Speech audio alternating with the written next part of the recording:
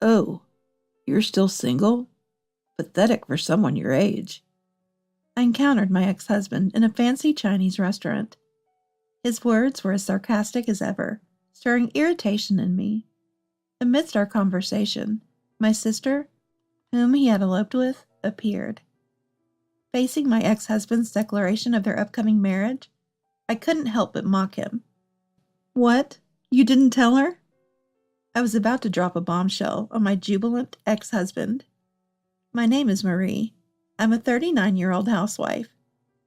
I married Ken, who works in the transport industry, about 2 years ago. We met at the company where I was an office clerk.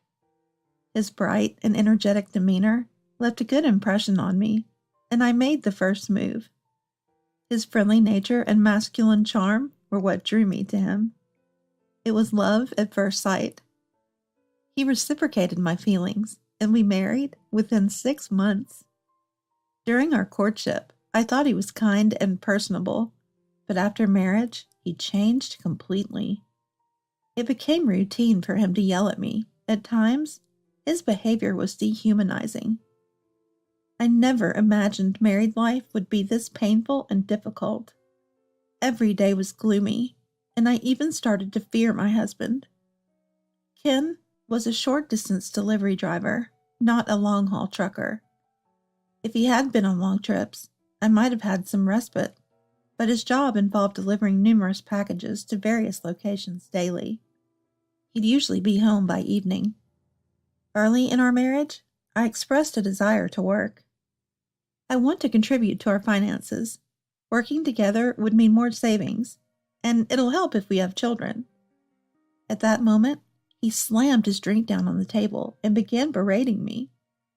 Are you saying my income isn't enough? I never meant that. His drunken rage was terrifying. As he looked ready to throw the glass at me, I hastily tried to appease him. No, that's not it. I just don't want to be a burden to you. So you think you're better than me, huh? Who do you think provides this lifestyle?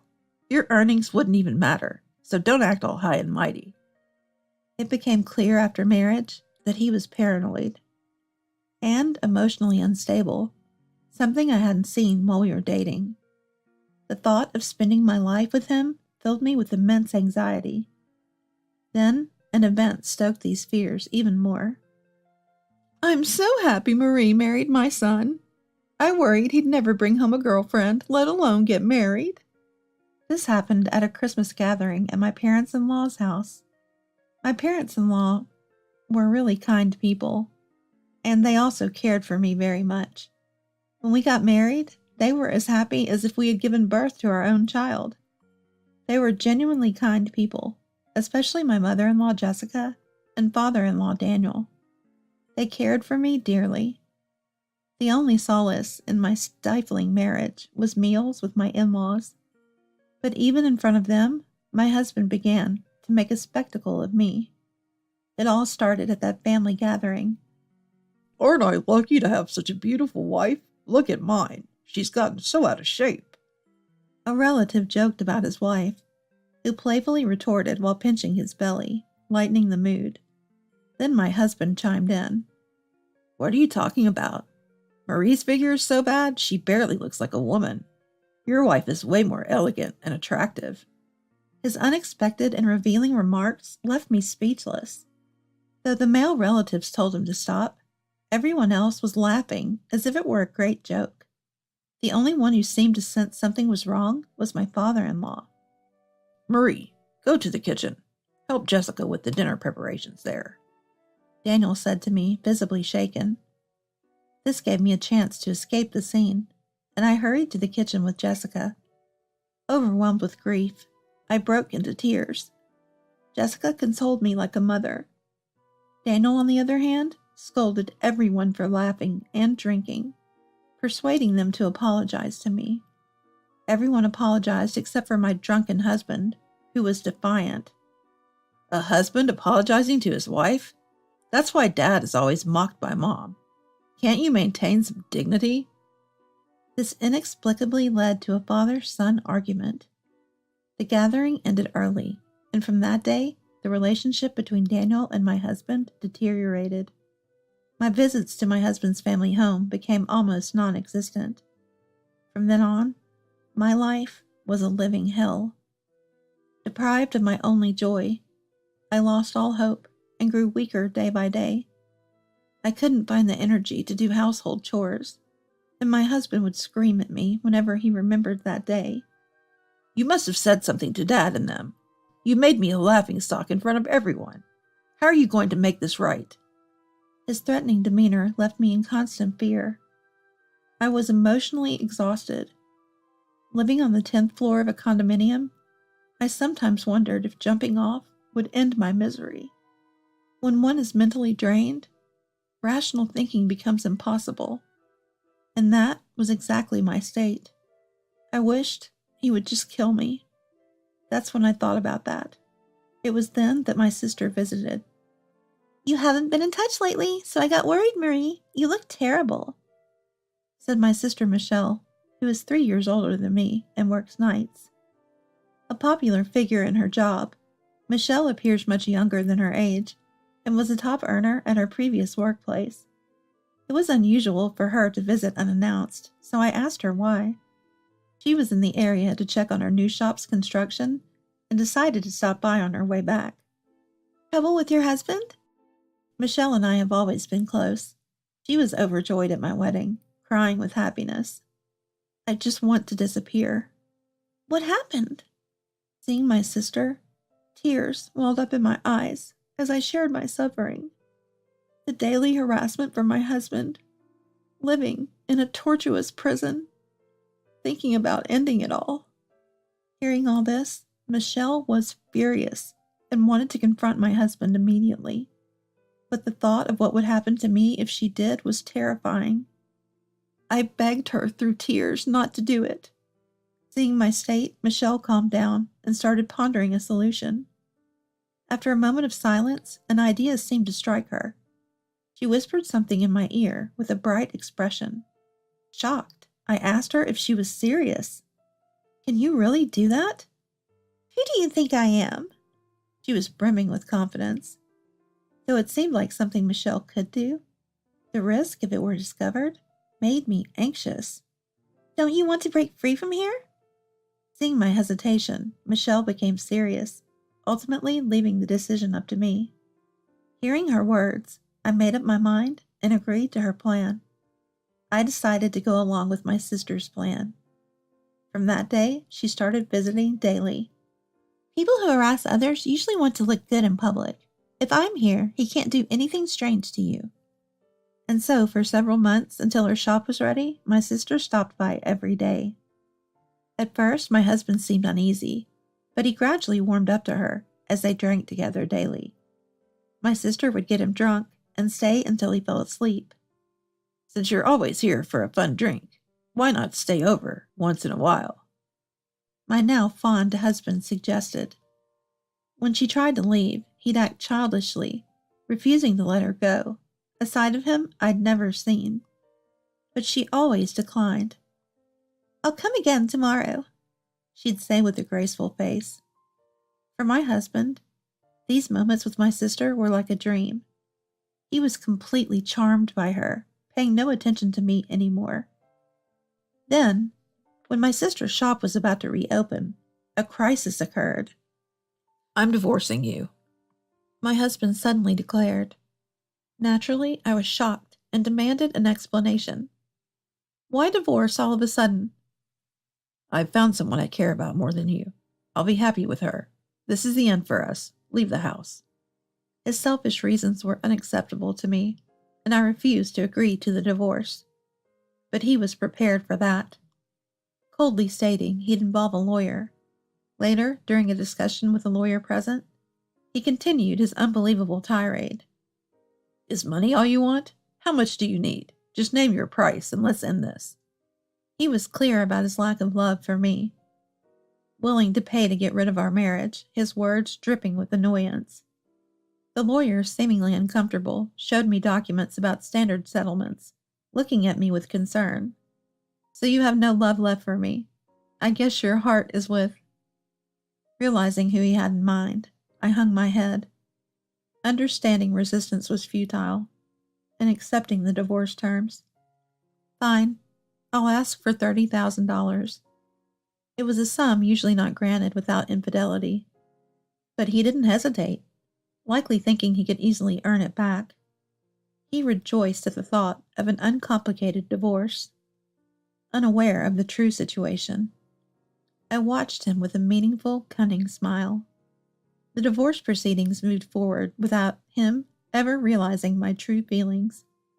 However, my agreement to the divorce was strongly opposed by his parents. When I went to inform them, they scolded him and defended me. "What are you thinking?" "That's right. Marie has been so devoted to our family, and now you want a divorce? To leave for someone you like is utterly childish." Jessica tearfully tried to convince him, while Daniel, red-faced and agitated, reprimanded him.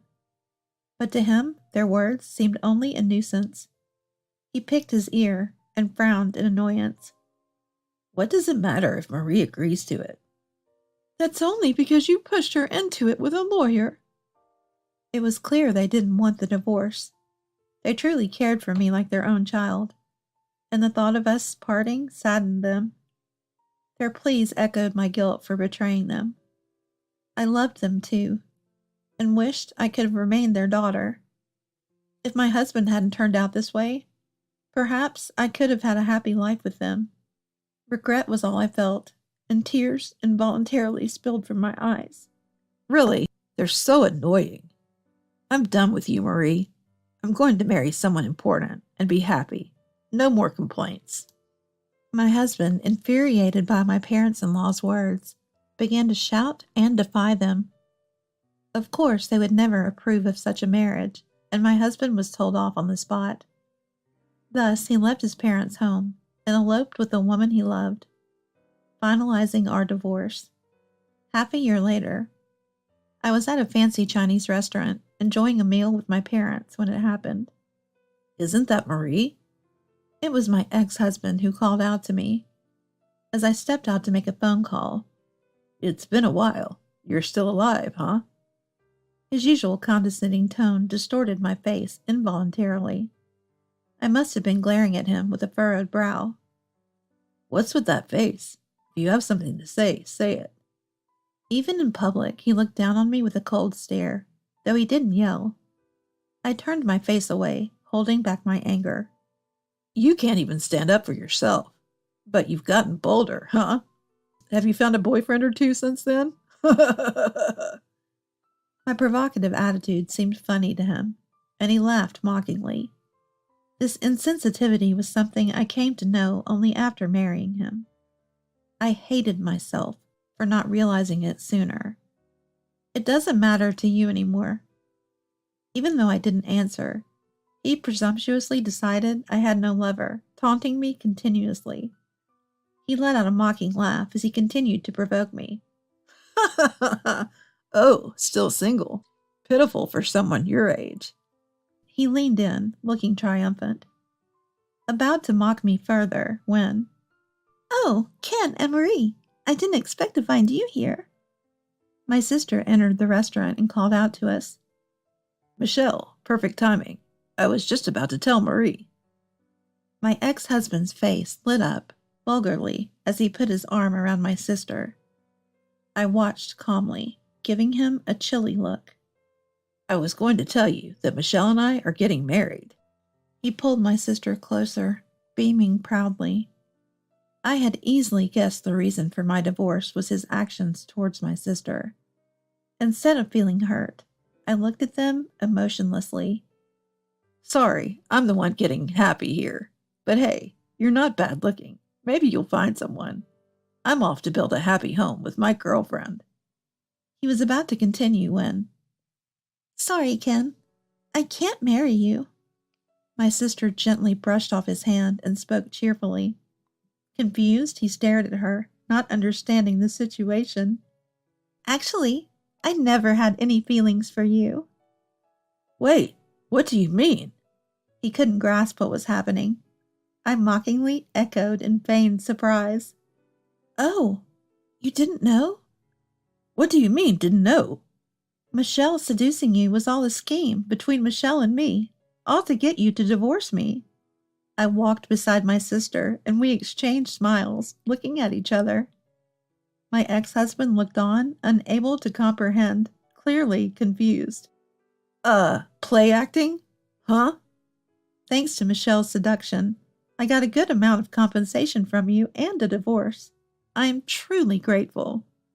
During the divorce, I obviously got half of our assets, which meant $30,000 plus $25,000 of our savings came to me. Refusing the divorce that day was all part of the act, a scheme orchestrated by Michelle to get money from him. Michelle told me to make sure I got all the money I could from you. I desperately wanted the divorce, but agreeing too quickly might have aroused suspicion, so I played along. There's no way Michelle would say such a thing. My ex-husband couldn't accept the truth and kept denying my words. I tilted my head, feigning confusion. Michelle is going to marry me. She wouldn't say such terrible things. To take such business talk seriously, I was merely entertaining a client as part of my job. Michelle, looking troubled, spoke with her eyebrows furrowed. Putting her hand on her cheek, she said with a sigh, I was only entertaining you as a client. I never had any feelings for you. Sorry for getting your hopes up. You mean you've been deceiving me all this time? For half a year? You were a good customer. You were the top spender in my shop. So prideful, always striving to match what others spent. It was quite adorable. Michelle spoke with a mocking laugh. My ex-husband, completely fooled by her act, shouted in the restaurant. So everything about wanting to be with me and asking me to leave Marie was all a lie? Of course. Who would want to be with a man who harasses others? What? Michelle's sharp words angered him further, and he became visibly agitated. I cautiously watched their exchange, touching my mobile phone discreetly. It was hard to make you fall for me, but your simplicity helped. I couldn't leave my husband, you know. In reality, Michelle was already married, her husband working as a bodyguard. She had persuaded my ex-husband to leave me, claiming she was getting a divorce too. For my ex-husband, who had little experience with romance, her pursuit was a delight. A sense of superiority in stealing her from someone else. So all that about taking time with the divorce was... Of course, a lie. My husband and I are perfectly happy. At that moment, a man appeared from behind, approaching with a smile. Nice to meet you. My wife has told me a lot about you. Incredible. This is my husband, Steve. I invited you here today to introduce you. Michelle, arm in arm with her husband, Steve, smiled brightly, showing off their happiness to my ex-husband. He turned pale, his face a mix of anger and sadness. It's a shame you wasted half a year. Disowned by your family, and now with nowhere to go? Really pitiful. As I whispered these words, my ex-husband, overwhelmed, reached out to grab my collar in frustration. But Steve skillfully stopped him, treating him like a child. What do you know about my feelings? This year I spent pursuing her. Do you understand that? I don't want to understand. You dare to talk high and mighty after playing with people's lives? Do you know how much pain you caused me? I raised my voice, letting my tears and pent-up emotions flow, confronting him with all my suppressed feelings. Being ridiculed in front of relatives, your attitude towards Jessica and the others. I will never forgive all the things you did during our marriage. You deserve to see hell. Turning around, I called out for someone to come.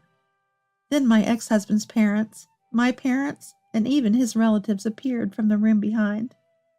Let's show them your true self and how pitiful you really are. While he looked puzzled, I played the voice recorder I got from my sister, playing his cringeworthy sweet talk to her. Are you really going to leave Marie? Of course. I don't need someone who's only good for housework. I prefer someone with an adult and attractive figure like you, Michelle. His voice dripping with smugness as he hit on my sister was cringe-inducing. Despite the discomfort, I continued playing the recording. exposing my ex-husband in front of our relatives. But you liked Marie, didn't you? No way. A woman who's only good as a housemaid? I never really liked her. I married her just to boost my own status. No real feelings involved. The relatives showed their disgust at my husband's words. He began to rage, demanding to stop the recording. But Steve, strong and determined, held him back, even as he shouted in protest. She was always obedient to me, just a little threat, and she'd comply, more of a servant than a wife. I have no attachment or regrets about her. Hearing this evidence of his harassment, my in-laws distorted their faces in anger, and everyone unanimously condemned him. He was completely alienated, criticized by everyone. You're a disgrace to our family. How could you say such things about your own wife? It's shameful for a man to act like this. I'm embarrassed he's part of our family. While everyone looked at him with disdain, I spoke to him in a cold tone. You have no one on your side anymore. Understand this and never come near our family again. I never want to see your face again. I triumphantly stopped the voice recorder and asked Steve to escort my ex-husband out. He struggled to respond, but it was futile, and he was thrown out of the restaurant. Even after the doors were locked, he caused a scene outside until the police were called and took him away. My sister and I high-fived, sharing joy in our successful revenge. We ordered food for a celebratory party, and everyone comforted me for my struggles and suffering. It was good to book the whole restaurant.